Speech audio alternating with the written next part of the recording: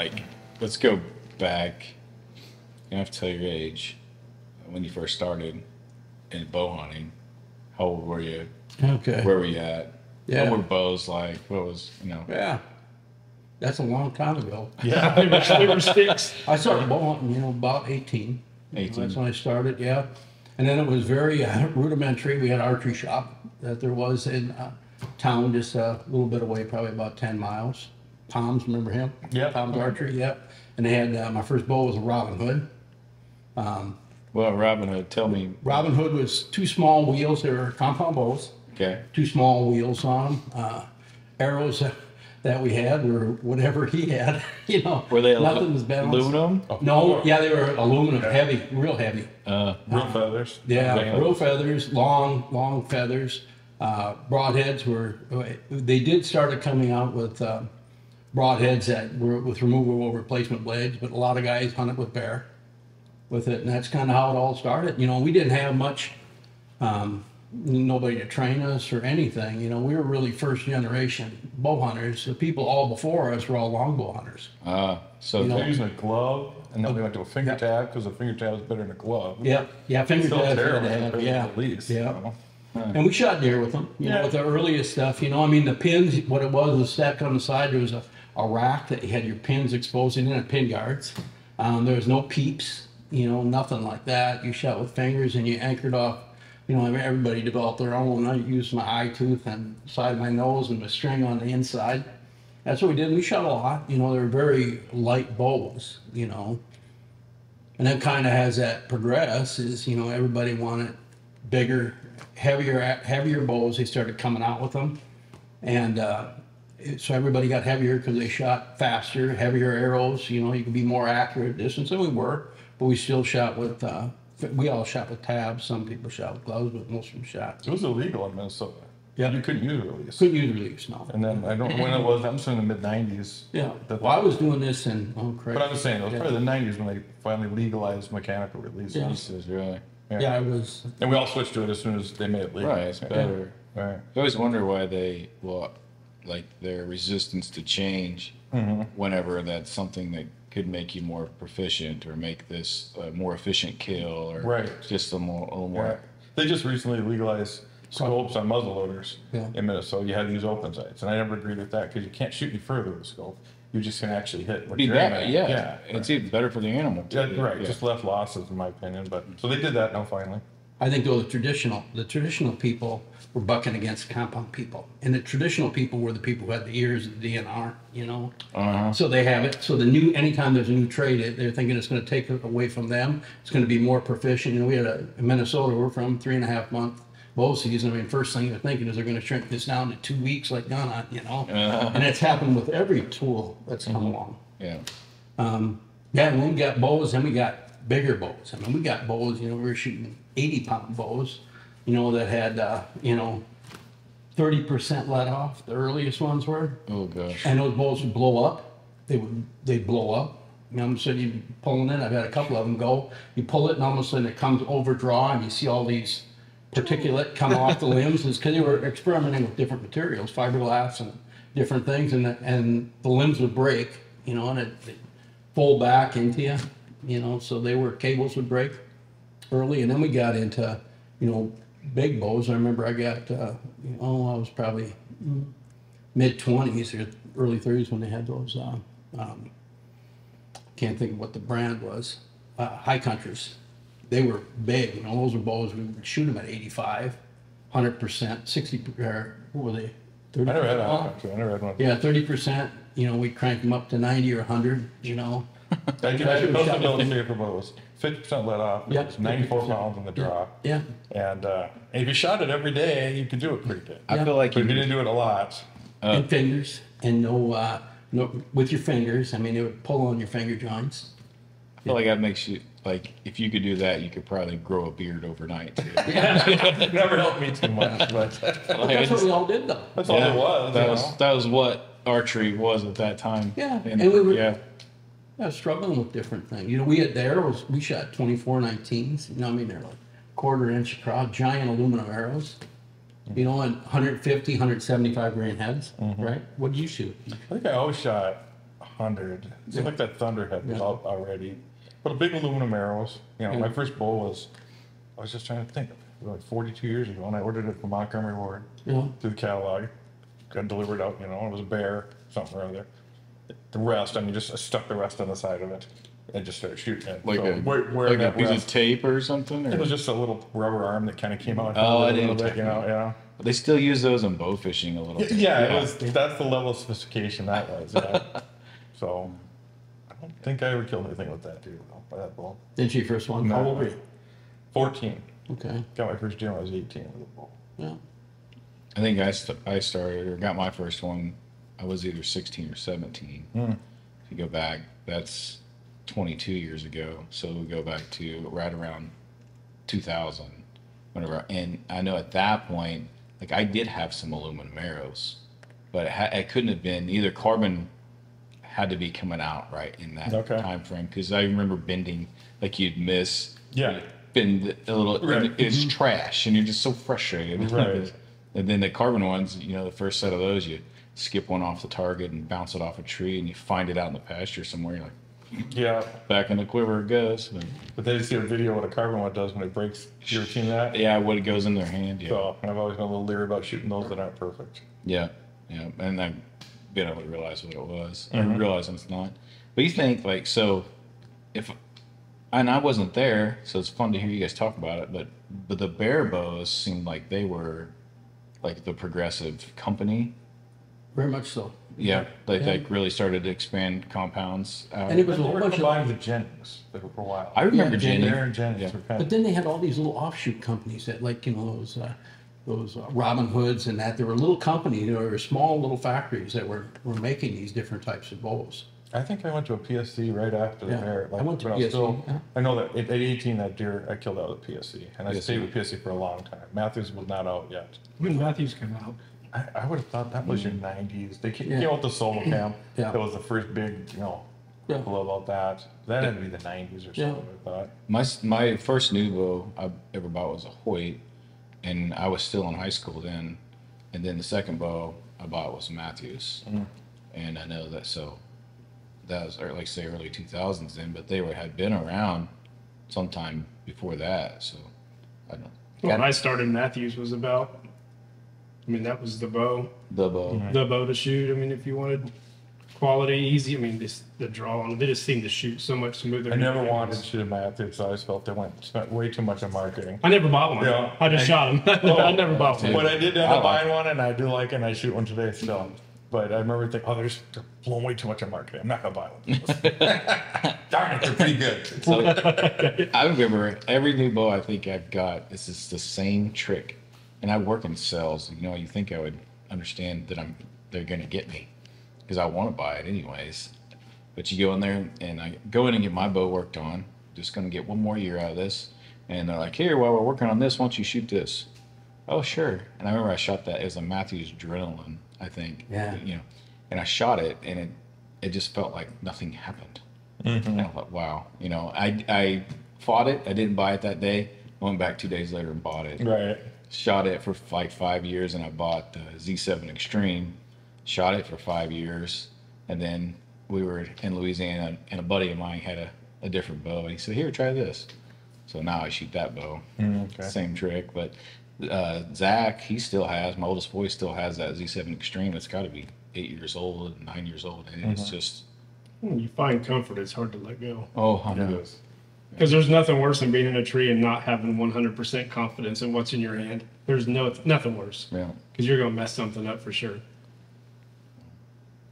But so take it through through compounds, and then we go into the crossbow era that we're in now. But when you're describing when we went from longbows to compounds, that sounds an awful lot like. Same, and I think it's the same thing. I mean, I've been shooting bow 46 years. I mean, this year, so long I've been hunting. And I mean, the transition that's happened all along. Every time something new comes out, the people who were the traditionalists before that are always opposed to it.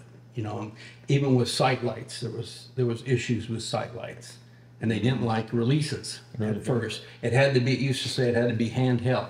you know, and then they allowed releases. They transitioned in Minnesota this year is the first year really that anyone can use a crossbow. It was only for handicap. Really? Or Yep. Or like over that for 60. quite a while. Yeah. Yeah, when it's been 8 years, 7, 8. It's probably been at least 6 or 8 years since they legalized it here. No, it's not that long. No, not that. No. We were probably mid-range compared to the other Midwest states as far as letting crossbows be Crossbows? by anybody, and that's still like a fight to this day. Like, people push back. yeah, there's no. Are you an archery hunter? Or you? No, you use a compound, you use a crossbow. That's you know, and I'd I'm say one of the ones that I'm across both of them. I like the bow. Sometimes I don't practice as much as I should. It's confidence inspiring just to grab the crossbow. I know I'll hit what I'm aiming at. Yeah. I don't personally feel you can shoot a lot further with a crossbow. And granted off a solid rest, but that deer can still jump the string. you at definitely 40, can 50. ethically. Ethically, No, you can't no, shoot that's it more what than I'm saying. 40. I mean, It's 40, still, 50 yards. with my crossbow, I'm still a 30, 35. I want that deer there, and because he's going to jump. I don't care whichever one you're shooting. He's going to. Matter of fact, crossbow is worse sometimes. I think it's so loud. They're not. Yeah, so I think you almost get a worse jump. You know, so. I still like the archery. I like the bow. Prefer it. I do with a crossbow too. Yeah. Yes. I would challenge this though. Like I'm compound, and I bought a recurve last year. I'm terribly curious. Like I'm gonna try to shoot a deer with it. I don't care if it's a doe or a spike or whatever. Like I just want to do that one time. But I've taken my kids all started on a crossbow, and I'm very familiar with them and using it. And you know, when we get into some of our bow setups, I mean, I've got blinds and feeders and food plots, and it's been in the same place for a couple of years and all set up. Like it wouldn't matter what you carried into that blind to shoot them with. But if you ever thought about like if you took a crossbow and you just walk into the woods, you find a trail, back up into a brush pile, and hunt, like that's the purest of deer hunting gets. And I don't care what weapons in your hand Yeah. when you do it. So everyone gets so hung up on like what we're shooting them with, and I think you could really go into like our tactics of killing them too if you wanted to be a challenge of manhood. But we're so outnumbered as hunters. I don't think we have any business arguing with each other. No, I. Well, it's just yeah. a tool. They're just tools. Yeah. You know, and it's what you want. You know, I mean, really, that's really the biggest thing. And I mean, we all do. You know, the transition to hunters. You know, you go off. You know, you start off at first. You want to get one. Yeah. You know, and then you want to get whatever the limit is. You know, and then you start toying with trying to get bigger ones. Then you want big ones, and then you know, I think at the end, you know, maybe you go. You know, different tools, you know, maybe go from a rifle to a muzzleloader or whatever, and maybe try traditional things. And I think the last one always is if you can get there is that sportsman kind of stage where what you do is you get as much kick out of taking a kid or somebody else getting their Absolutely. first deer. Yeah. I mean, that's kind of is when you run through all the whole system, when you're at the end, you know, when you enjoy other people harvesting game and you're with them and part of it, and you feel like it's, you know, you have played a role with it with other people. I mean, that's kind of his ultimate when you get to that. That's kind of his end game. I don't care what you're using to kill that animal. Yeah. If you're not efficient with it and don't work at it, none of them are any good. No. So you can complain about crossbow hunters, you can complain about rifle hunters, but those guys, if they're going to be efficient, I mean, doing what we've done for however many years, we get to watch it, how efficient people are, and you can tell right away how much people practice. And, you know, I've had guys in camp and they're out there shooting, you know, the day before, and I'm like, I don't know if I'm gonna let any of you guys get in the tree. I don't care if you, I mean, I don't like it. I mean, you know, it's just like, you can't make fun of him for using a crossbow when you can't hit, you know, you can't hit this at 25 yards consistently with your Right. compound. Right. Yeah. We had a kid during doe season last year, the January doe. He missed a doe at under 10 with a rifle. And then he killed him the next day with his compound. So I don't know what to think of that kid. 110 is pretty But tight. he must have been Rifle. pretty nervous on the first Yeah. one. Yeah. Well, I don't know if there's any way in this world to explain that to someone that's never experienced it. But we're all adrenaline junkies. Right. Yeah. Every one of us are. And this is our drug of choice. Right. And in that moment, it is a feeling that I don't know how to explain. I don't know how to duplicate it. All I know is when I look over at my 13-year-old boy and I see his arrow going, shaking on the end of it, that I know it happened to him too. And I'm so happy that he got to Right. feel that. One of my best moments of all my hunting moments. It was my daughter, and she's probably 10 at the time. We're on the blind together, and the buck comes in. She wants to shoot. She gets up to kind of get into position, and she gets up. She looks at me with this scared feeling and says, "I can't breathe." And I'm thinking, good, then we're doing it right. Yeah, we made it. And I think we can all attest, no matter whether it's a 170-inch deer or you're going to shoot this mature doe that's walking Yeah. in, the same feeling comes. Oh. You can have does all around you, and you know you're not going to shoot one. You're not. And then when you know I'm going to shoot that deer, I mean everything changes just like it's a 160-inch deer. It is funny how If that. that would leave you, you wouldn't hunt. If you would Oh, ever yeah, leave you, No. Yeah. and when you take kids too, I've been with kids already, and they lean over and say, "I'm getting so nervous." I said, "That's adrenaline, man. Yeah. That's what you're feeling." That's what keeps There's in adrenaline, usually you're scared, and then as soon as whatever happens, you're done with it. I mean, a typical kid. Yeah. But this can be sustained for minutes, After. Yeah, for a longer period of time. When you get shivers or shakes from being cold, I know I could sit motionless for hours, and it's cold. Oh, it's cold out, but it doesn't get to you. Like, you don't let it in, and then that moment happens, Yeah. and the shakes start. And even after the shot happens or the experience over, like you're talking about, they're like, I'll still shake. Could be shaking Yeah. for 10 minutes. Yeah, it doesn't just leave you. Like, Right. Yeah, it's interesting stuff. But so, the dynamics of this group right here. You two are both from northern Minnesota. Brian and I both grew up less than an hour from here where we're sitting at. How'd you two end up here? How'd you two end up in Kansas? Why? We just, in my theory for Minnesota is that we just got too many people, and everybody wants to get a deer, and so you just don't get age generally out there. Most places don't have age, and so you want to shoot a little bigger deer, 4-year or 5-year-old more consistently. You got to come to other places. This is where I ended up coming and eventually making friends and finding some good solid hunting, buying a place. And so that's how I have ended up. I've been real happy, and it's been that way. There's been older deer. They're always on the farms. It seems like 8 old deer, whereas we've shot some good deer in Minnesota. I think both of us have shot, the 160, 170s, but that is a long, long ways between. Most properties don't have those. Gotcha. So it's really rare there, I think. So that's what it is for me.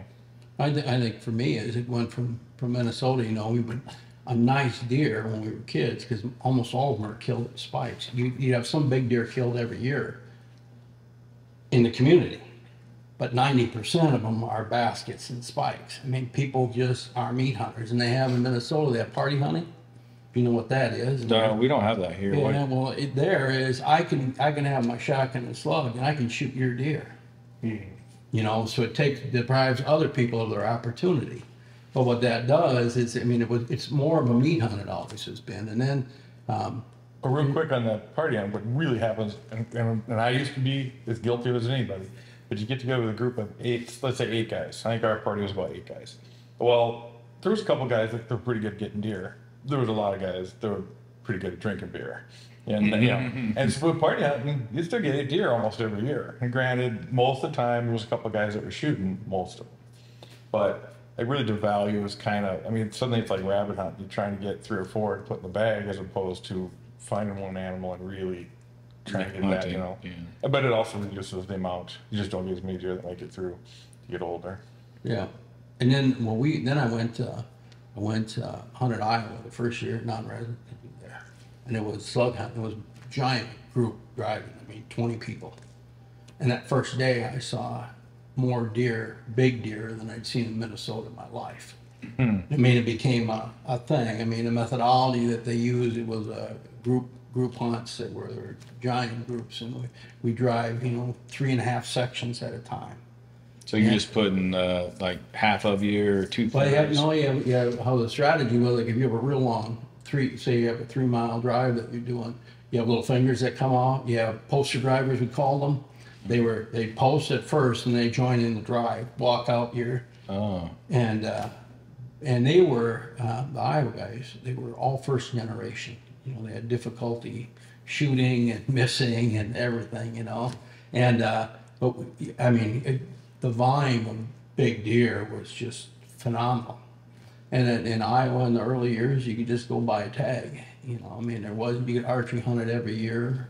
You know, I mean, you could just get a tag. And we did that. I did that probably for 10, 12 years. And it was weird how that group got much better at hunting. You know, I mean, it just, they got it down more proficient. And then, you know, competition sets in with the groups. So the big groups get smaller and split off the property. And we hunted with people who own large pieces, tracts of property down there.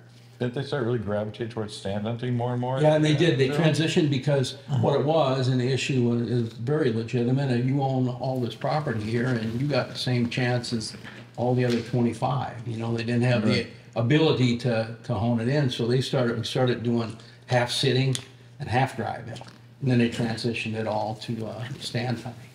You know, when they killed that Kenny there, I mean, he's killed 200-inch deer.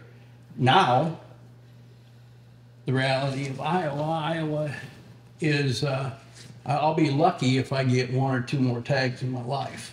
I've had 5 points right now. Yeah. And the last 2 years I thought I was going to draw. Not going.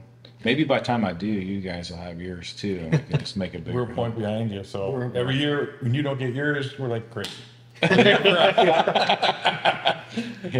Pushing it out. Do you ever see Kansas going to that?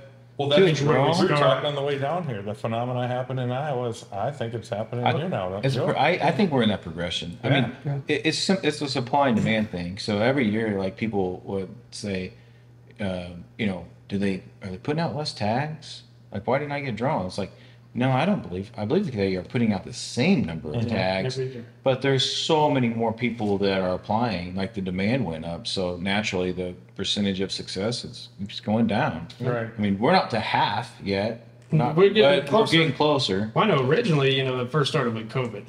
Yes. We didn't have a problem Yes. with tags till COVID. Right. So, you know, that year we're like, oh, it'll get back to where it was. And, you know, it's just, But the you look at snowballs Iowa. kept rolling down the hill. I mean, that's all it's If a done. guy hunted Iowa every 3rd year and then he figured you had Kansas the 2 years in between, well, now he's not drawing Iowa for 5 years. Well, he's putting in harder for Kansas, right? Yeah. So the whole thing is been built on it. Oh, and what's happening too? It's putting Missouri and Oklahoma are taking some heat right now. Oklahoma's taking a lot. Oklahoma's taking a lot of heat right now. You buy 2 tags over Yep. the counter, and people are. I mean, They've shot some giant deer in Oklahoma the last 5 years. I mean, Right. probably as many there as anywhere else in the country. I would.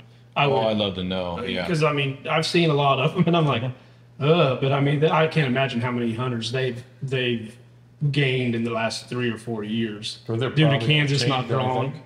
What's that? Probably going to change. They probably will. get rid of that. They got to. I mean, you They'll can't have keep to, doing that. Well, 2 deer. they did it with turkeys. Like, Yeah, turkeys. are they doing a draw for turkeys here this year? Yeah, it's 100% draw. You got to draw for your unit for turkey tag. That's Well, Kansas over the or counter. Oklahoma? That's Kansas. Kansas. We used to be 2 birds, now we're 1. Oklahoma was 3 birds, now they're 1. Nebraska was 3 and 2. So the the wildlife departments are making adjustments. They are changing. So to sit here and think that which people are fighting just like every other. they change push in- back on it on there. So I mean, I could see a draw coming. Yeah. Like it's just a matter of like when does that happen? But you know, I got guys now even on Kansas leases that are looking inside their group and trying to have to where they're like, okay, well, I know I'm gonna get a tag this year, so like every other year, like, well, my dad will get one next year for sure. I mean, they're actually looking at it now, Strategy. trying to say, hey, at least 50% of our group's gonna get a They tag want 8 next guys year. on a Yeah. lease where they On really a- want 4, guys. yeah. 4-man leads. Yeah. That way they can keep it in the group. Which is crazy to think on compared to how it was even 5 years ago, because Right. it was like 90%, you know, 5 years ago. It was a rarity not to draw. I mean, Kansas is every bit of hunting, as good a hunting as Iowa. There's no doubt about that. I mean, it's every bit as good. In some respects, it can be better, even, you know. But I think as the future goes on, all those things are going to happen in all of the states. That's going to be the reality of it, you know, unless they come up with some split seasons or something else. I mean, some other different approach for it, because the reality is there isn't enough to go around with all the hunters, you know, and that there are today, you know. And every time though that you do put a new tool in that makes it easier for the masses, that increases the number of hunters, which we all want, right? We all want more hunters, but it actually you end up kind of hurting yourself a little bit, you know. It's good for our group, hunters and I mean to maintain the hunting traditions. However, Right. it's gonna it's gonna bite you. in the It'll tail affect at some everybody point. It affects eventually. everybody with your ability, to be able to go out and hunt. It'll have to be managed differently. Like Yeah. that. Well, I know right now, Kansas, we're at a state where several new things are coming through the cycle. Like the deer feeding is getting in question now, and that's going to be. It's not going to affect this year, of course, but moving forward, there's a fair chance. Yeah. Very fair, and it's the first time. They've tried it for. Have they? But it's never rolled like it's rolling right Got more now. tracks? We're getting a lot closer to Yeah. that. I think that not happening anymore, which. I mean, it'll affect a lot of things. Absolutely. Can't feed in Iowa. Right. Can't feed in Nebraska. Missouri. Can't feed in Minnesota. Missouri. Yeah. Minnesota. You've never been able to. Yeah. No. And I think that's what No. Kansas looks at, and hey, all of our neighbors are doing this, and Kansas is not wanting to get left behind. I mean, it's just that's what The trends. bigger Midwestern deer states are starting to do now. So And it will increase. I mean, my goodness, the age structure is going to go up. There's going to be more older deer. and I think you'll do some hunters because of it. You will. There's Yeah. non-resident and resident. A lot of people buy farms in Kansas. They lease farms in Kansas because they can feed 365 days a year. Yep. Yeah. What I find interesting is I've always thought, and in my livelihood, 100% is based around Brian's as well. People wanting to come to Kansas, and most of us to deer hunt. Like that's what we do, from selling properties, leasing properties, taking people hunting, and I've been scared of that bait, no baiting, and then the hunters will stop coming. But if you look at Iowa, like I've been trying to go there for 5 years, land selling off as fast as they can get it listed up there. People are leasing properties. People are going there.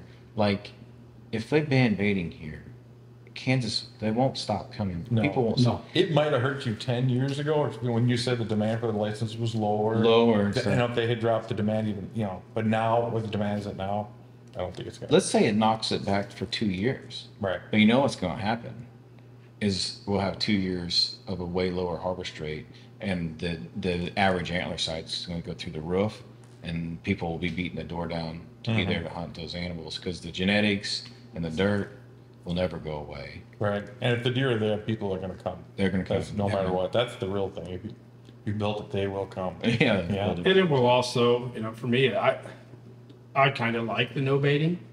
I put about everywhere that I hunt, I have corn on it, but I rarely have a tree stand sitting over corn. I just rarely do it, just because I know how it affects. Seeing it for as much as I've seen, I know how that corn file affects every deer in this area. I know how they react to it. I know how they come around it. But to me, it's like kind of how we started out as kids again. Hey, you got to actually figure out where to put this tree stand where you're going to kill the deer, not just, well, I can get it close enough where I can put this corn pile over here, and that'll be that extra to get Right. the deer close enough to me to kill it. Which, nowadays that's at least 50% of hunters. I mean, their tree stands aren't in great spots, but they got that corn pile out there. Here in More. Kansas? Yes, Yeah, yes. more. But that corn pile's out there, so they're killing good deer. Right. But it's going to make people have to learn their Hunt trade a harder. little bit I better. mean, we used to Yeah. do them all without it. Minnesota, when I had big bucks there a lot, but Iowa. dark to dark, you sat all day a lot of times because that's what you had to do. You don't have to do that quite as much with the feed. And we get better. We got better at calling and Yeah. all that, and But I'll go figuring back out to that. pinpoints. Yeah. I'd go back to that in a second if Yeah. there was a lot more big bucks running around. Yeah. It probably would be then. This has all been great, but it'd be a waste of an opportunity if we didn't talk about killing big deer. Because killing deer is one thing, but how do you kill the deer? That deer. That's particular animal. Totally different. It's a different It's game. a completely different game. Yeah. So- when people sometimes you talk about a little bit of what you got to do to kill a big one, they say, I smoke on my stand all the time. It doesn't matter. Well, yeah, you can kill a deer. Look Probably, at these bucks I've shot. Yeah. but yeah. Gotcha. Or you get after that, or the intrusion is not as big a deal for young deer, but on a big deer, it's so different. So I know, Brian, just from guiding with you for 10 years, whatever, it's been a long time now, like you've got a knack for putting people on big deer, which is even a level up, because every time you put someone else on a deer, you definitely could have killed that deer yourself. Oh, But to be able to put someone else into a position where they're able to do that, like that's big. So if you don't put a stand on the corn pile, where do you put it? you put it on you know, even sitting on a corn pile, I mean, how many times have you sat on a corn pile and you have 15 deer around you at all times in the evenings, and you always see that big one's always doing something different. I mean, you'll see him, you know, I mean, on a 5-day hunt, you might see him 3 different days, but you don't kill that deer. I mean, after years, you just learn how those deer are using that food. And they do the exact same thing on a food plot. Exactly, you know, and I learned that the hard way a couple of years ago trying to kill a big deer. Because I, you know, up until maybe 3 years ago, I really didn't do much on food plots. You know, and then I did, and I thought, well, now I don't have to be, I don't know whether the word's as safe, or maybe as, because I got this big food plot in front of me, so deer will just, no, that big buck is using that food plot exactly how he uses that corn pile. He's using the wind in his favor at all times, and he's going to use a little, there's going to be a little off trail, there's going to be a little lane that you don't really look at, because it's not as obvious as the 150 deer coming into the corn pile, and that's what they use. I mean, and that's what I've always, you know, especially the last couple of years, everything I set up is just off of it. You know, I don't know how many, you know, we've had a couple hunters that I could talk about, but and then there's no way I can shoot. I can't shoot that feeder with my bow. I can't do it. I was like, I've never killed a deer with a bow or a feeder.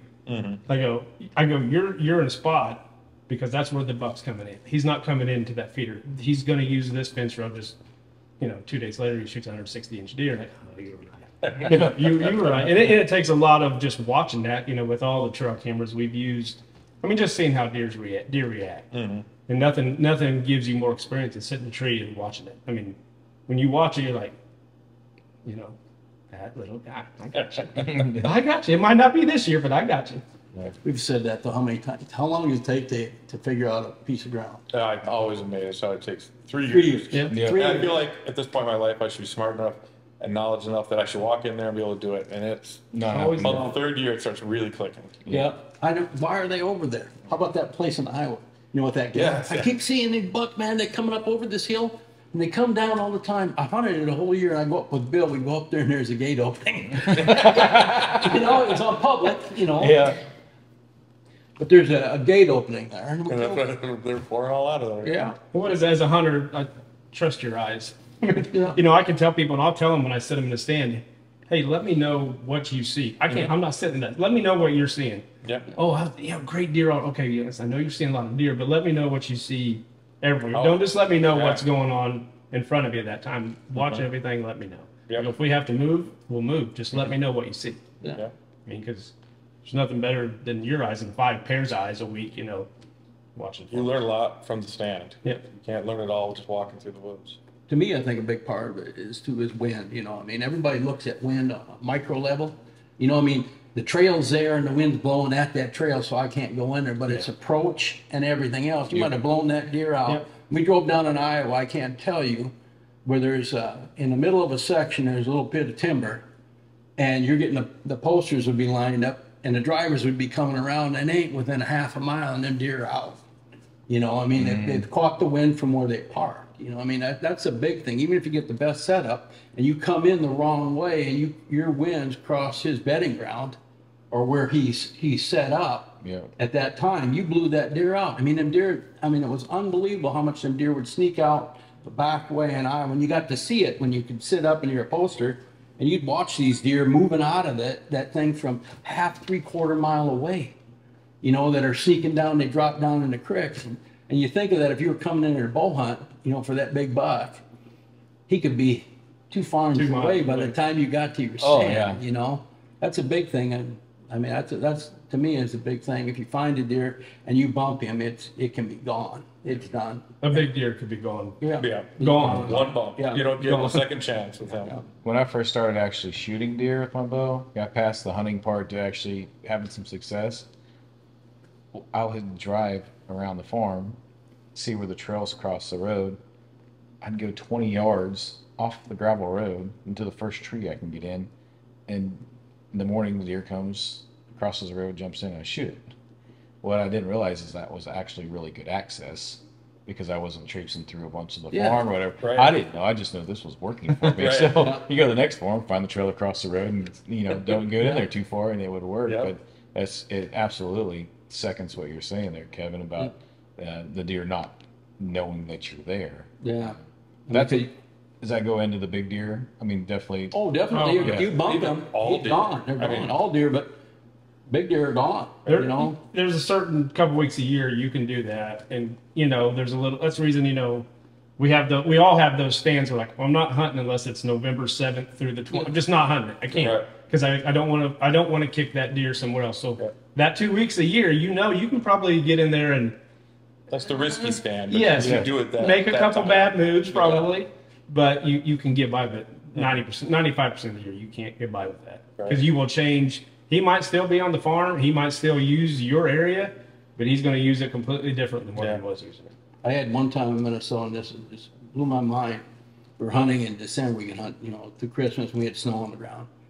And I went out to the stand and came back out. And all of a sudden, there's a big set of tracks that come out, cut through the woods, and they cut my track. I was going back in there. And I swear that deer stepped in every one of my tracks and walked around the tree that I was in and left.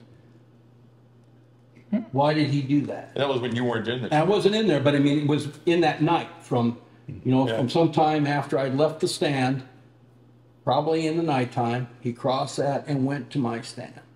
And you see how many times have you been there when a deer comes and looks and he's coming on your trail and he cuts off around it. I mean, how many times has that happened? Where they turn the opposite way. You got a 50-50 shot. 90% they'll turn, or they'll skirt that trail in that little piece. I mean, it's crazy on what they can do. You can't disrupt nothing. How many times did it happen and you don't even have a clue? Yeah. Oh yeah. You can't see them. You They have don't no make idea. a noise. Yeah. Yeah. They just No leave, idea. yeah. Huh. But I have to do some myth busting then, because my last 2 years I've shot 2 of my better bucks, and they've both been overfeeders. But I have a theory on it. So, when we put out a pile or a good food plot, like whenever a big deer wants to eat, there's food there. Like it's a buffet, if you will. Like he can come, get what he wants, and he leaves. But a lot of guys use a feeder. They'll spin out 4 seconds, 6 seconds, whatever. By the time the crows get done, the does get done, and the raccoons get out of there, a big buck cruises by like he does out on that outlier trail, looks over, there's nothing on the ground, he goes on. And that happens 3 or 4 days in a row. Like this is no longer a reliable food source for him. He's not there. Or another thing, you got people that are coming in there to check the camera every 3 or 4 days. That was the part I was going to Blowing, bring blowing, up. blowing. Because I have also had some luck over feeders the last couple of years, but I don't go to them ever. They got a cell camera on them, and we just don't. I don't go there ever. So they you're never gonna- come in downwind and catch me there ever you're until not I there. decide to go on the hunt. So, but to do that, you got to have a bigger feeder, Right. right? And you got to have a higher flow of corn. Like you actually have to be able to service Mhm. the needs of the animals that are using that. There's got Right. to be enough corn to go. And that's not the same at every hunting spot you go to. No. One of them you might spend 10 seconds a day, and the other one might need to spend for a minute a day Mhm. to feed the animals that live there, to feed everybody. Yep. But if you'll feed everybody and you'll get your intrusion cut to a minimum, And when the corn is all eaten, who's the first guy that doesn't get any? It's the big buck. because he's the 'Cause last he's one. not coming in early. Yeah, Right. he's the last one. Yeah. I mean, a big thing I think with baiting though, is during the rut, is the bait is bringing the bait in. Yes. I mean, it's Yeah. bringing all the does and pulling that into the area, and I'm holding them on your farm a little bit longer. Yep. Keeping them in the area. I mean, I think that's a big thing. If they've got everything they need, and they ain't leaving, the mature bucks are going to. He has to. He Yeah. doesn't have a choice. Yeah. My favorite part of baiting, I think if they do it, then I'll be fine. I'll chase big bucks the old way, sitting on pinch points and whatever else. But I would really miss sitting on a stand watching 15 deer a night. Oh. It's just fun to sit in the blind and watch, even if a big buck's not coming down. It is fun to watch all the silliness and the other things and they're just constantly something to look at. Well, we had some great friends build through, outfitting. Yep. And, some of our guys that we've dealt with from Louisiana for a lot of years, they'll tell you, they'll shoot a good deer every year. But they'll tell you the most fun they have is watch these deer running around, acting like deer. Little bucks fighting, does kicking each other, because in Louisiana they don't see the deer there, but they don't ever get to see that kind of stuff. I mean, they don't see that kind of stuff and you wouldn't see that here as much as if you weren't feeding corn on the ground No. and had 25 deer around you for 2 hours a day. Minnesota, on a really good hunt, I might see 15 deer, but it's on their way by and they're gone. Yep. On their way by and they're gone, not constantly hanging around you all night. And I might be a weirdo, but I've gotten to the point where I like checking trail cameras as much as I do going deer Oh, yeah. hunting. Yeah. And now with cell cams, that's like creates insomnia because if I wake up for 2 seconds, I'm like, oh, let me get that and see what happened in the last 3 hours. You gotta set yours for twice a day. Yeah. Mine dumps at 11 in the morning and 9 at night, so you don't have to check them till 9. Time That's blocking. when it's good. It'll dump them all right then. Yeah, I need to do that because I'm always like, man, let me go ahead and refresh that, even though I just did 10 minutes ago. Right. Batteries last a lot longer if you do the dump a couple times a day too. I'm learning. All right, so one more thing before we let everybody get out of here. Let's talk about some crazy tactics that you've pulled off. Bill, you've got to be one of the wildest deer engineers I've ever met. So, I'm trying to think of yeah, anything. I was going to think of something as simple as like using like shrink wrap or saran wrap On windows? Oh, to yeah. cover windows, Oh, yeah. I've done that for blinds. I've shot a number of deer through saran wrap. so you can shoot like Right fixed, through. If fixed it's blade. Or, close, under 20, So yeah, I've done that a bunch of times. Yeah. Minnesota, especially. I mean, there was an old farm, fallen down barn. You could sit in there. It was a really good place. There's a creek. They'd come right through there, but the wind wasn't right sometimes. Yeah, saran wrap that up and sit there. And again, I've never tried it at 30, but I don't think I'd want to do it out there. But if it's going through at 15 or 20 yards, it hits right where you're aiming. and then somehow like running Hose. a hose or something that's going to disperse your scent a long ways from where you're I've actually. got the hose for it, but I've never quite got around it. Yeah, completely doing it yet. Yeah, always seemed like there was one farm that just big hillside and just you couldn't get the right wind for that stand no matter what it seemed like. And I was gonna bury 400 feet of that 4-inch drain tile, non-perforated, and see if I couldn't vent it out somewhere. But Yeah. fortunately, something occupied me. I got distracted. That's right. I mean, that the place is just not the way that the wind's eddying on it. It's very, very difficult to hunt. Yeah. It just is, And the other thing too is, I think big thing is, Roddy's kind of stuff about what am I going to do to make this happen? I mean, we've done lots of those. I mean, what are you going to do now? I mean, maybe I should get out of the stand and run over there. I've seen two little bucks running after a doe. Should I run over there, cut that off, get behind a tree. I mean that This old buddy of ours that was the first time I ever seen. I always would have sat on a stand. Always would have felt you'd been at a disadvantage to get out and move. And he used to do that, and he got me where I've done it a little bit now too. I'm Yeah, having a nightmare right now because I could Yes. tell you one time I should have done that. Yeah.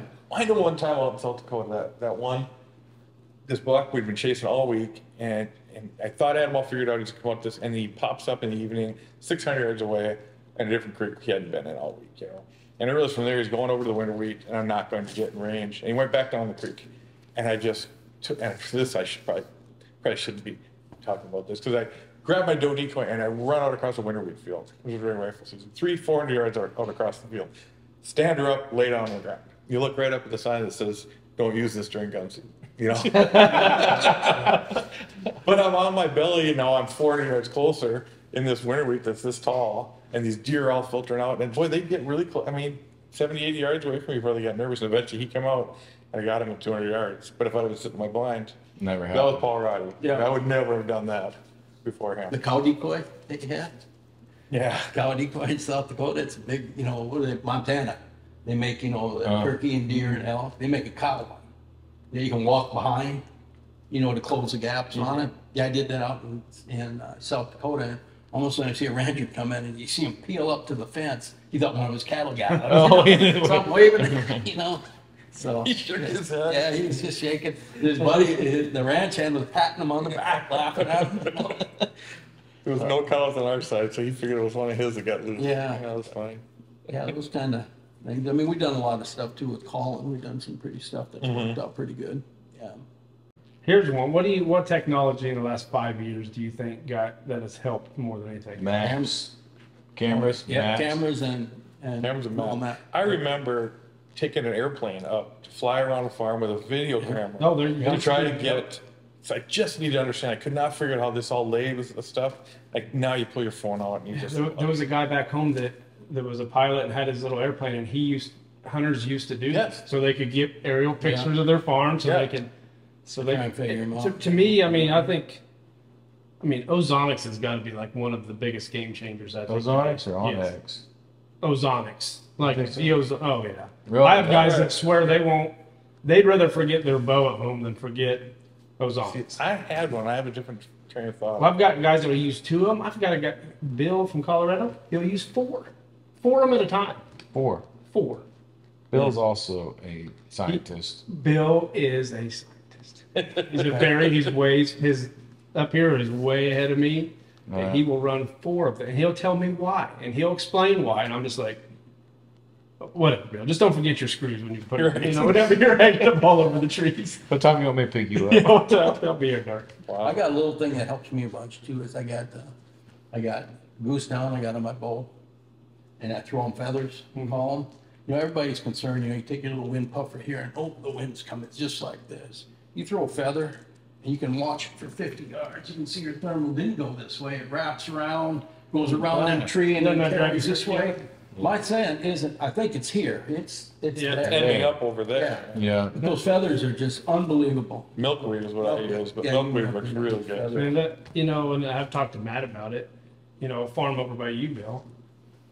I don't feel like I can hunt this one place no matter what the wind is doing. If the wind is south like I want it, I'll sit there and watch. I'll watch it. It takes off like it should, and then it hits the creek channel, and before you know it, I was like, that's why deer are blowing at me clean down in the corner when they should not be blowing at me down in that yeah. corner. And it drives me so crazy because you'll feel that, you know, every evening I'll feel that wind, even though it's a steady 15, 20 mile an hour wind, I'll feel it 3 or 4 times a night go hit me in the side of the face and start curling back out in the field. I'm like, how is this humanly possible? Right. 'Cause I mean, even on a steady wind, it still hits and it's still, you know, and the bad thing about it, the farm's great, but I just never feel comfortable, you know, that I'm not going to blow it out every single Right. time I walk in. Yeah. Thermal's another one that those kind of long range indicators that you can watch. You'll actually, because you're not going to do a puff and never understand what a thermal's doing. Right. But you can see it when you watch the feather or you watch that little milkweed. And the other, when, like back at home, when it's real cold, you know, I mean, the 0 and 10 below, wind doesn't make a difference. I mean, you just throw a feather and they just all lift up. Everything lifts up. Oh, really? Yeah. That's the thermal reaction. Thermals, yeah, Yeah, that lifting big it. difference. Which we get those in the mornings on Yeah. good cool mornings here too, which Yeah. you can be a little more dangerous than what you would Under, be. under 4 mile an hour wind Yep. on the Weather Channel And app. usually cool. Yeah. Usually cold. Usually colder the better. And Yeah. you got to about, I always figured to about 9 or 10 in the 9. morning. As Once soon it got to a certain temperature, it seemed like everything kind of changed a little bit. Yeah. I have one spot where it's on a ridge top. I literally park in a yard, and I go right to the top of the ridge, and the stand's right as you peak. And I'll get into that stand, and if the wind's under 4 miles an hour, I don't care which way it's blowing. It's all going up. It's all going right at the top. But as soon as, and you're freezing the whole time you're there, as soon as you start to feel comfortable, it's time to go. Well, hey, we're closing in on season. There's only a couple more weeks to get ready, so appreciate you guys taking the time to come over and hang out and talk here with us Thanks for today. giving us lunch. Yep, thanks Yeah. for lunch. Delicious. Thanks for conversation. Thing is, you know, we could do this all day and probably all week. Just Yeah, we could. Oh, there's so much more to talk about. Yeah. Yeah, for Yeah. sure. We need to do it again. Yeah. So, appreciate it. Thank you, guys. Sounds bet. good.